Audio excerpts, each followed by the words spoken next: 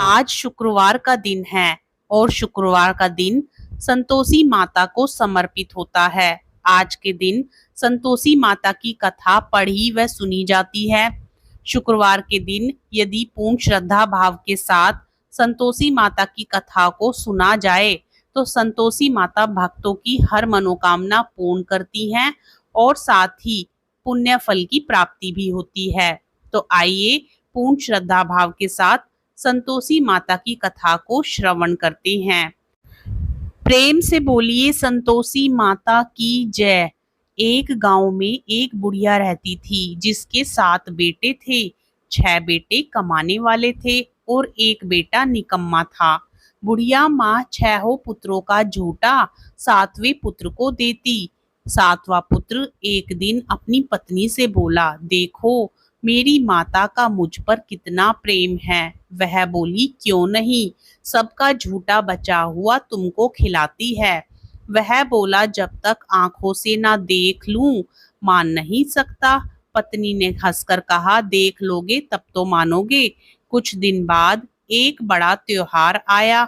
घर में 7 प्रकार के भोजन और चूरमा के लड्डू बने। वह पत्नी की बात को जांचने के लिए सिर दर्द का बहाना बनाकर पतला कपड़ा सिर पर ओढ़कर रसोई में जाकर सो गया और कपड़े में से सब देखता रहा। 6 भाई भोजन करने आए। उसने देखा माँ ने उनके लिए सुंदर सुंदर आसन बिछाए, 7 प्रकार की रसोई परोसी और आग्रह कर करके उन्हें भोजन कराती रही। वह देखता रहा। 6 भाई भोजन कर उठ गए। तब माँ ने उनकी 5 थालियों में से लड्डुओं के टुकड़ों को उठाया और एक लड्डू बनाया। जूठन साफ कर माँ ने उसे पुकारा, उठ बेटा उठ, तेरे भाइयों ने भोजन कर लिया, तू भी उठकर भोजन कर ले। उसने कहा, माँ मुझे भोजन नहीं करना, मैं परदेस जा रहा हूँ। तब माँ ने कहा, कल जाता हो तो आज ही चला जा। वह बोला, हाँ जा रहा हूँ। यह कहकर वह घर से निकल गया। चलते समय उसे पत्नी की याद आई। वह गौशाला में कंडे थाप रही थी। वहां जाकर वह बोला, मेरे पास तो कुछ नहीं है, यह अंगूठी है, सो ले लो और अपनी कोई निशानी मुझे दे दो। वह बोली, मेरे पास क्या है, यह गोबर भरा हाथ है। यह कहकर पत्नी ने उसकी पीठ पर गोबर की हाथ की थाप मार दी। वह चल दिया। चलते चलते दूर देश में पहुंचा। वहां एक साहूकार की दुकान थी। वहां जाकर बोला, सेठ जी मुझे नौकरी पर रख लो। साहूकार को नौकर की सख्त जरूरत थी। साहूकार ने कहा, काम देखकर तनख्वाह मिलेगी। उसने कहा, सेठ जी जैसा आप ठीक समझें। उसे साहूकार के यहाँ नौकरी मिल गई। वह वहां दिन रात काम करने लगा। कुछ दिन में दुकान का लेन देन, हिसाब किताब, ग्राहकों को माल बेचना, सारा काम करने लगा। साहूकार के 7-8 नौकर थे। वे सब चक्कर खाने लगे, लेकिन उसने अपनी लगन, परिश्रम और ईमानदारी से सभी को पीछे छोड़ दिया। उसे अपने किए का फल मिला। सेठ ने भी उसका काम देखा और 3 महीने में ही उसे मुनाफे में साझीदार बना लिया। परिश्रम करते करते 12 वर्ष में ही वह नगर का नामी सेठ बन गया और सेठ अपना सारा कारोबार उस पर छोड़कर बाहर चला गया। इधर उसकी पत्नी पर क्या बीती वह सुने। सास ससुर उसे दुख देने लगे। गृहस्थी का काम करवाकर उसे लकड़ी लेने जंगल में भेजते। इस बीच घर की रोटियों के आटे से जो भूसी निकलती उसकी रोटी बनाकर रख दी जाती और फूटे नारियल की नरेली में पानी दिया जाता। इस तरह दिन बीतते रहे। एक दिन वह जब जंगल में लकड़ी लेने जा रही थी तब उसे रास्ते में बहुत सी स्त्रियां संतोषी माता का व्रत करती दिखाई दी। यह वहां खड़ी होकर पूछने लगी, बहनों यह तुम किस देवता का व्रत करती हो और इसके करने से क्या फल होता है? इस व्रत के करने की क्या विधि है? यदि तुम अपने इस व्रत का विधान मुझे समझाकर कहोगी तो मैं तुम्हारा बड़ा एहसान मानूंगी।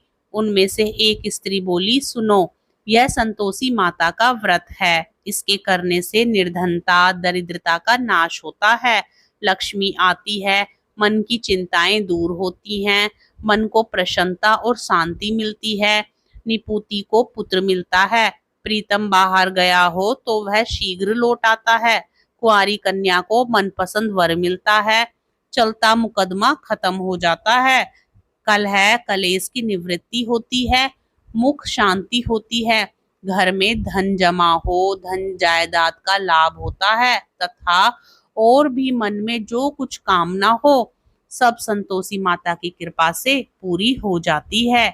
इसमें संदेह नहीं है। वह पूछने लगी, यह व्रत कैसे किया जाता है, यह भी बताओ तो बड़ी कृपा होगी। वह स्त्री कहने लगी, बिना परेशानी, श्रद्धा और प्रेम से जितना भी बन सके प्रसाद लेना, 5.25 पैसे, 5.25 आने तथा इससे भी ज्यादा शक्ति और भक्ति के अनुसार गुड़ और चना लें। हर शुक्रवार को निराहार रहकर कथा सुननी चाहिए। हर शुक्रवार को नियम का पालन करना और यदि कथा सुनने वाला कोई ना मिले तो घी का दीपक जलाकर उसके आगे जल के पात्र को रख कथा कहना, परंतु नियम ना टूटे। जब तक कार्य सिद्ध ना हो नियम पालन करना और कार्य सिद्ध हो जाने पर व्रत का उद्यापन करना। 3 मास में माता पूरा फल प्रदान करती है।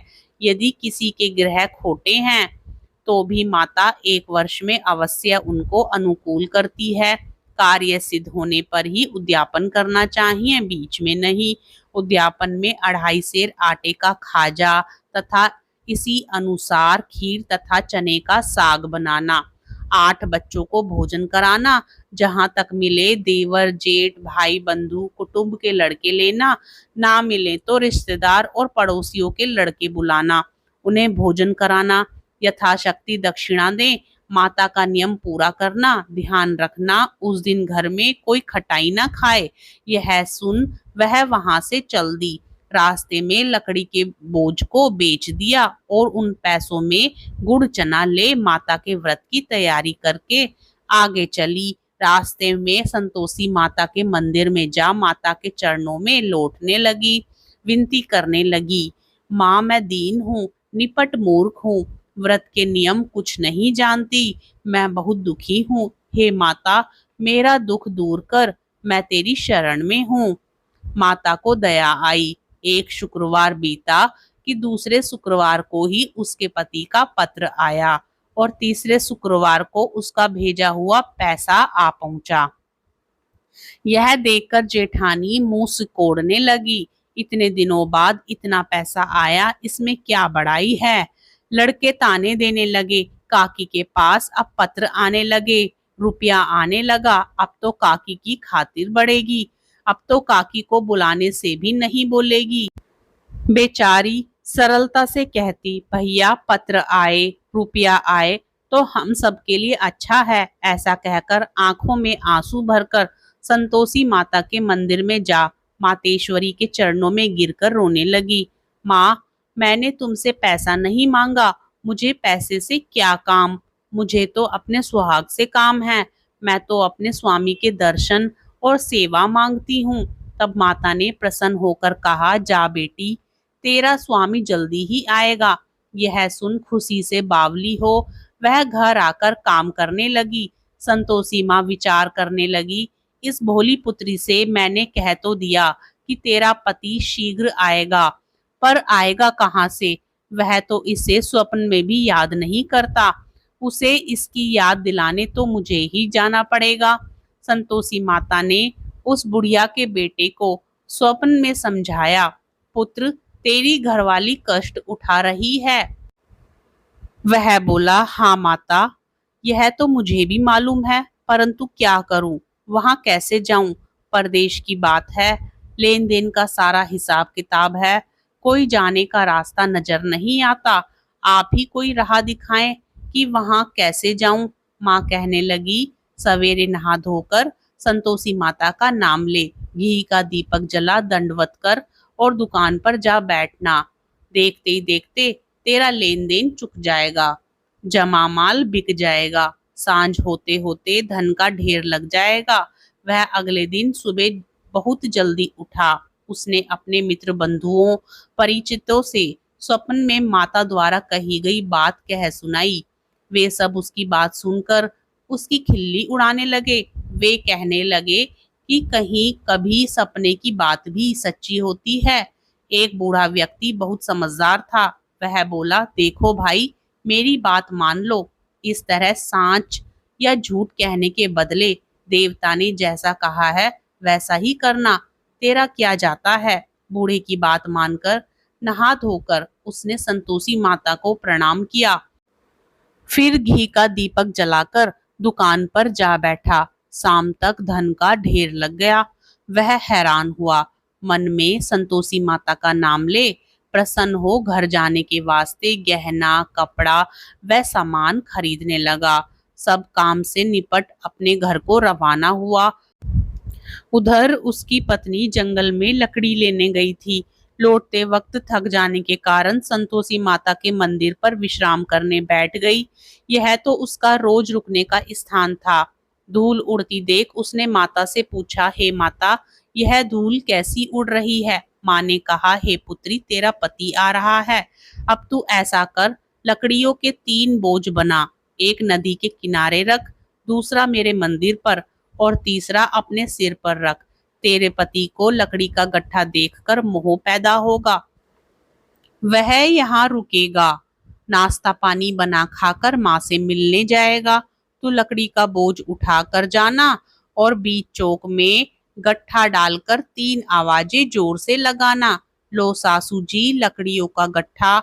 लो भूसे की रोटी दो। नारियल के खोपरे में पानी दो। आज कौन मेहमान आया है। संतोषी माँ की बात सुनकर वह बहुत अच्छा माँ कहकर प्रसन्न मन से लकड़ियों के 3 बोझ बना लाई।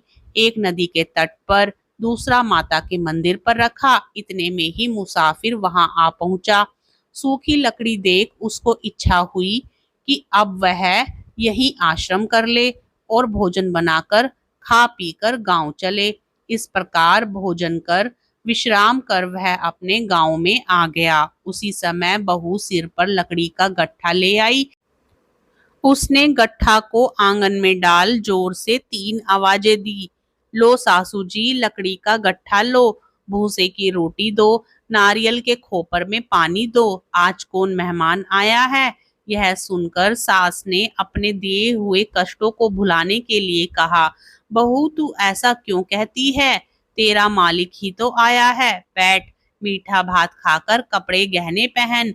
पत्नी की आवाज सुनकर उसका स्वामी बाहर आया और उसके हाथ में पहनी अंगूठी देख व्याकुल हो गया। उसने माँ से पूछा, माँ यह कौन है। माँ बोली, बेटे तेरी पत्नी है। आज 12 वर्ष हो गए हैं जब से तू गया है। तब से सारे गांव में जानवर की तरह भटकती फिरती है। कामकाज कुछ करती नहीं। 4 समय का भोजन खाकर जाती है। अब मुझे देखकर भूसी की रोटी और नारियल के खोपरे में पानी मांगती है। वह बोला, माँ मैंने इसे भी देखा है और तुम्हें भी। मुझे दूसरे घर की चाबी दो, मैं उसमें रहूंगा। ठीक है बेटा, जैसी तेरी मर्जी, कहकर माँ ने चाबी का गुच्छा बेटे के सामने रख दिया। उसने दूसरे घर को खोलकर सारा सामान जमाया। एक ही दिन में वहां राजा के महल जैसा ठाट बाट बन गया।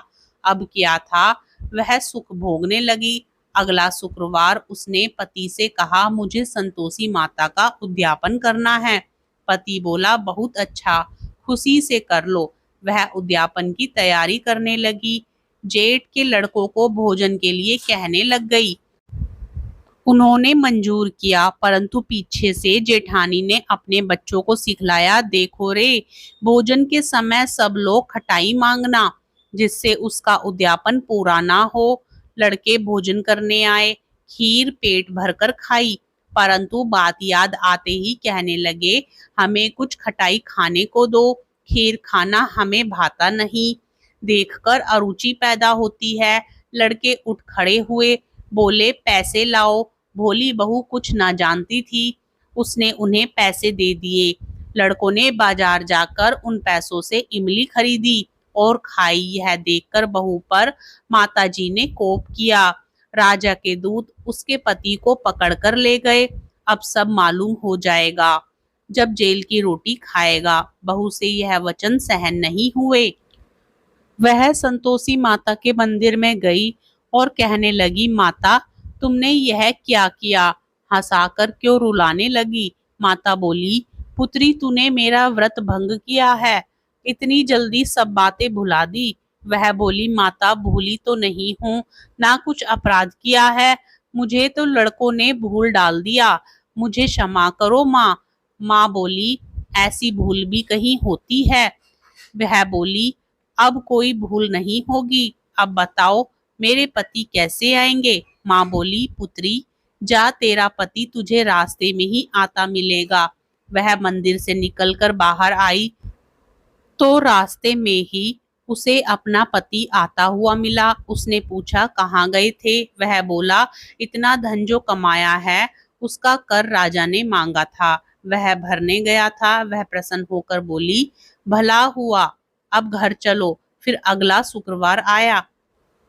वह बोली, मुझे माता का उद्यापन करना है। पति ने कहा, ठीक है करो। वह फिर जेठ के लड़कों से भोजन को कहने गई। जेठानी ने लड़कों को सिखा दिया कि तुम पहले ही खटाई मांगना।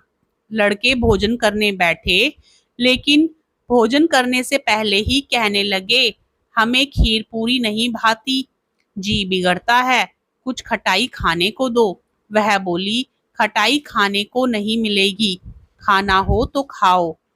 उनके उठकर चले जाने पर उसने ब्राह्मणों के लड़के को बुलाकर भोजन करवाया। दक्षिणा की जगह उन्हें एक एक फल दिया। इससे संतोषी माता प्रसन्न हो गई। माता की कृपा से 9 माह बाद उसको चंद्रमा के समान एक सुंदर पुत्र प्राप्त हुआ। पुत्र को लेकर वह प्रतिदिन संतोषी माता के मंदिर में जाने लगी।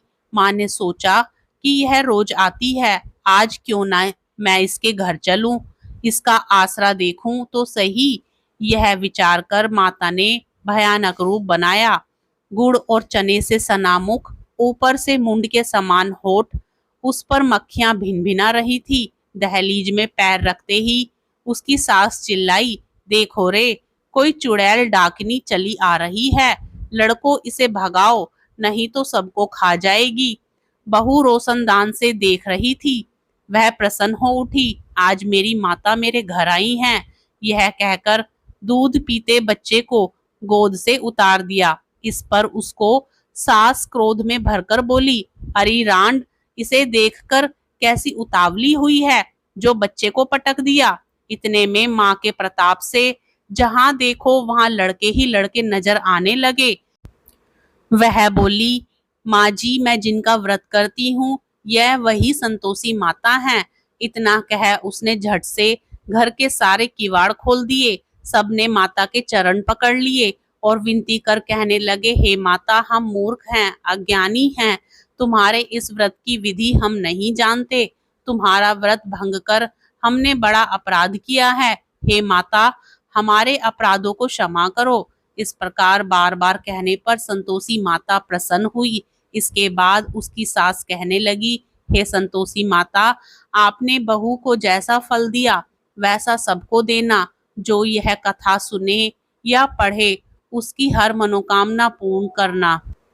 प्रेम से बोलिए संतोषी माता की जय। भक्तजनों, कथा पसंद आए तो लाइक जरूर करें और साथ ही चैनल पर नए हों तो चैनल को सब्सक्राइब भी जरूर कर लें।